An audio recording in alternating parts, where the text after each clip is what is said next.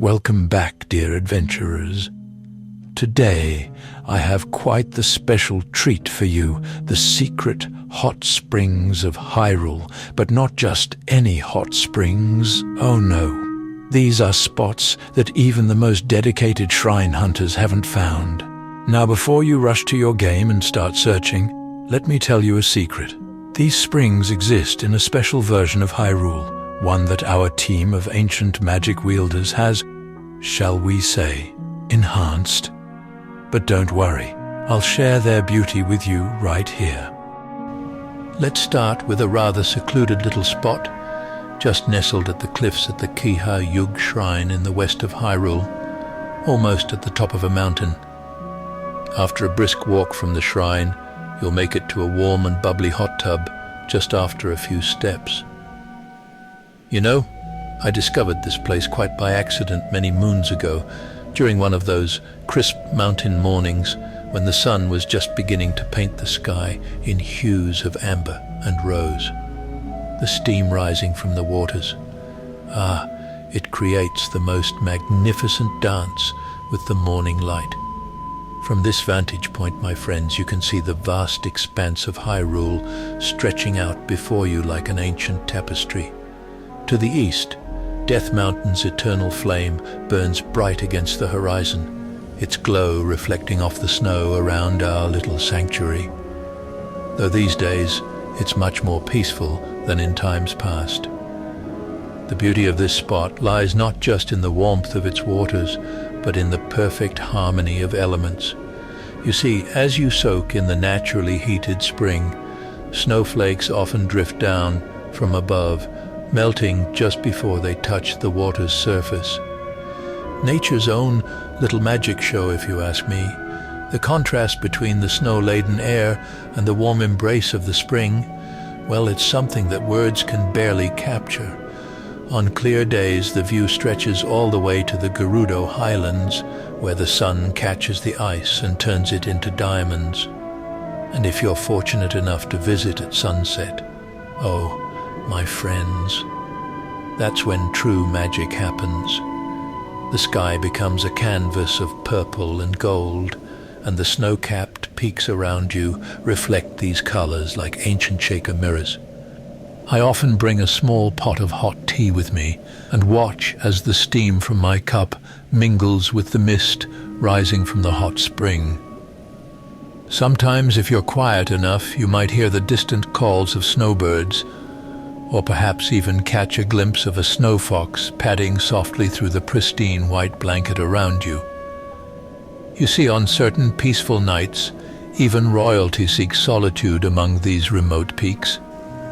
Princess Zelda discovered this tranquil spot while exploring ancient Sheikah ruins.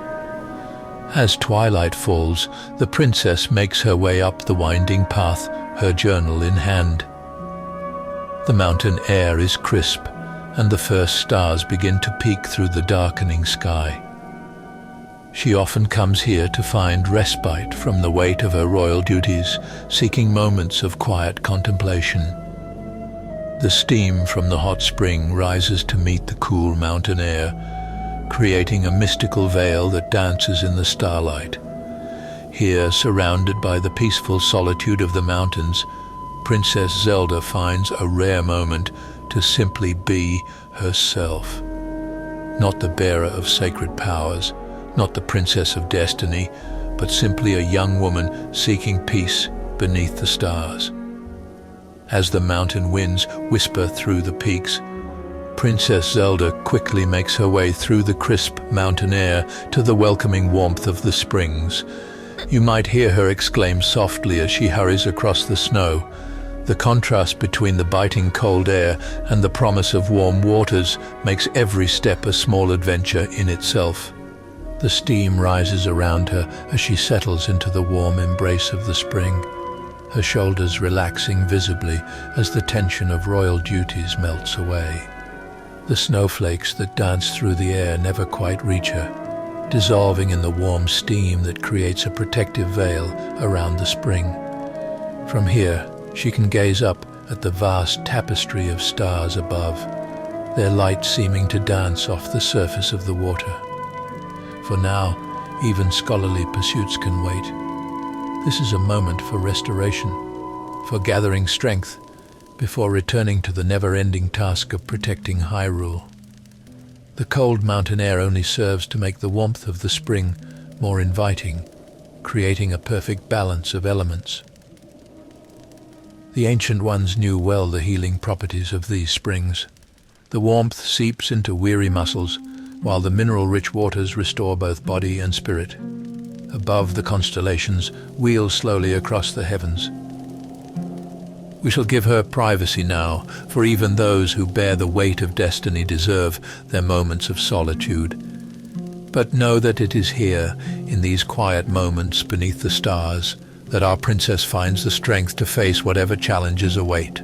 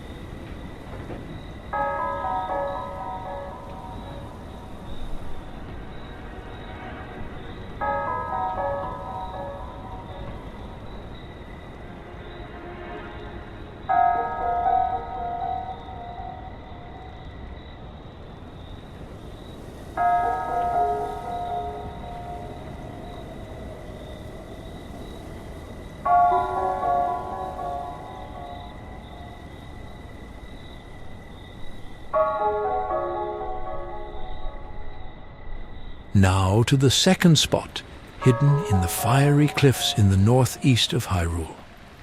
After a walk through the Goron Hotsprings, you will find the hottest hot tub in all of Hyrule.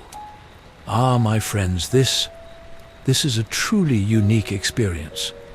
You see, where our last sanctuary embraced us with snow and starlight, this one shows us the raw power of Hyrule itself. The Gorons, bless their rocky hearts, they've known about this spot for generations. They say the great Daruk himself used to come here to soothe his muscles after a long day of training. The path there, oh, it's quite the sight. As you walk through the main Goron hot springs, you'll notice a narrow path winding up between two ancient volcanic formations.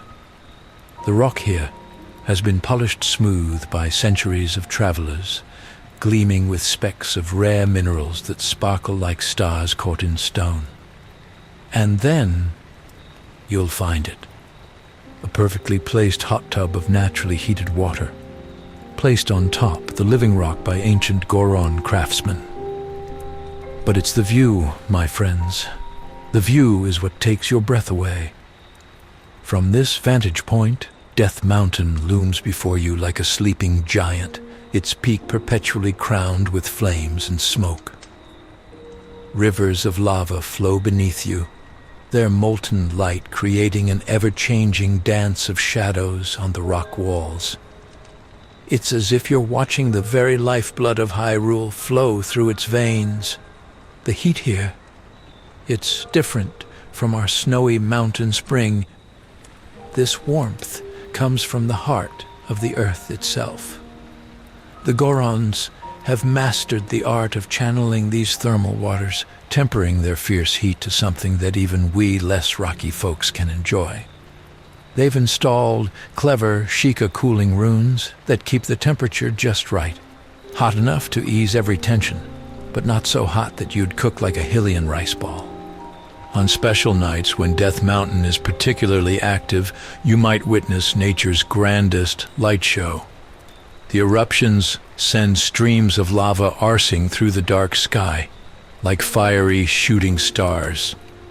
The heat shimmer in the air creates dancing mirages, and sometimes you can see shapes in the steam. Ancient spirits of the mountain, perhaps. The pool itself is lined with rare, heat-resistant ancien minerals that were infused into the bark of the hot tub, that give the water a slight tinge and, they say, special healing properties. Many a weary traveler has found their aches and pains melting away in these sacred waters.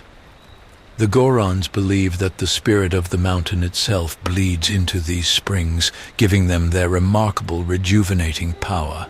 And oh, the secrets this place has seen. They say that during the Great Calamity, this spot remained untouched, protected by some ancient Goron magic, or perhaps by the mountain's own fierce love for its people. Even the Guardians couldn't reach this sanctuary. As you soak in these ancient waters, watching the play of lava light on the cavern walls, time seems to lose its meaning. The rhythmic rumbling of the mountain becomes a lullaby, and the steam rising from the surface creates veils of mist that dance in the heated air. Some say that if you listen carefully, you can hear the mountain singing, a deep, primal song as old as Hyrule itself.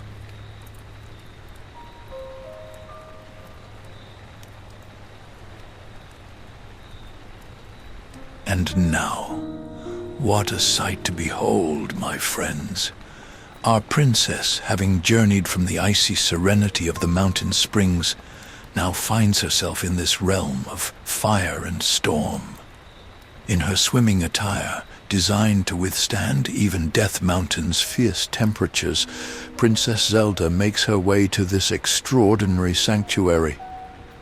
What a contrast this must be for her, where just hours ago she was surrounded by dancing snowflakes and crisp mountain air.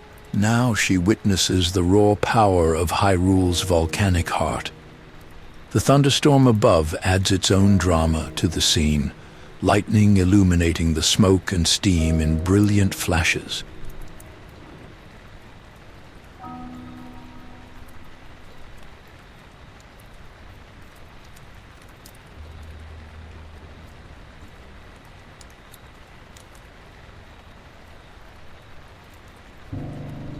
Princess Zelda settles into the pool.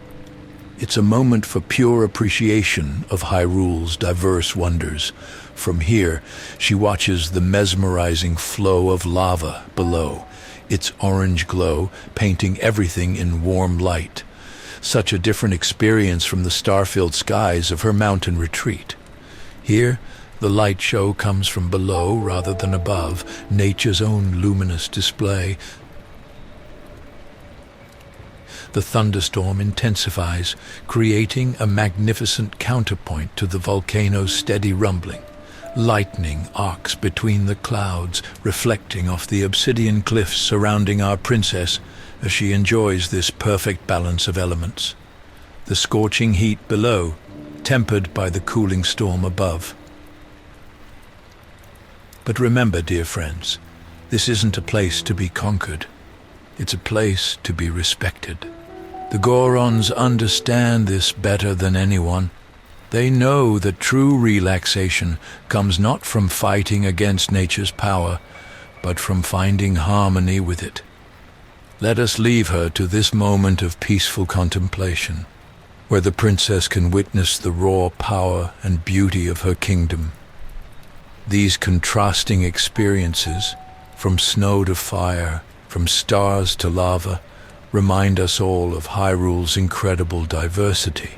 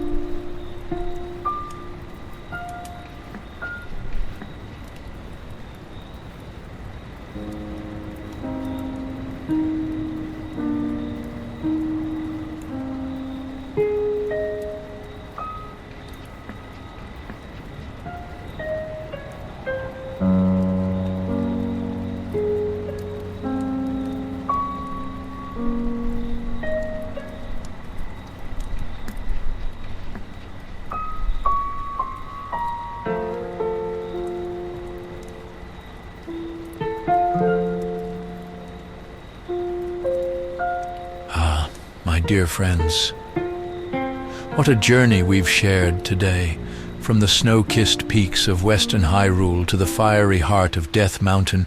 We've witnessed two of the most remarkable sanctuaries our land has to offer, each one unique, each one telling its own story of nature's magic. You know, in all my years of wandering these lands, I'm still amazed by how Hyrule can surprise us. Think about it. In one day, we've seen starlight dancing on snow-rimmed waters and lightning playing above rivers of molten rock. Two places, as different as moon and sun, yet each perfect in its own way. These are just the first pages in our book of Hyrule's hidden havens. There are more secrets tucked away in this vast land, places where ancient magic still whispers, where the very waters seem to sing with the voices of ages past. Next time I might tell you about a certain spring, hidden deep in the Faron region, where the very air shimmers with the blessing of the dragons. Or perhaps we'll venture to a spot where the desert's harsh heat gives way to the most surprising oasis you've ever seen. But those are tales for another day. Until then, keep your eyes open and your spirit of adventure alive. Remember, sometimes the most magical places are hidden just a few steps off the beaten path. waiting for those with the courage to explore. And who knows, perhaps on your own journeys through Hyrule, you might discover some magical spots of your own. After all, every traveler adds their own chapter to the endless story of our beloved land. Until our paths cross again, may the light of the ancient springs guide your way, and may you find peace in both snow and fire, in both storm and silence.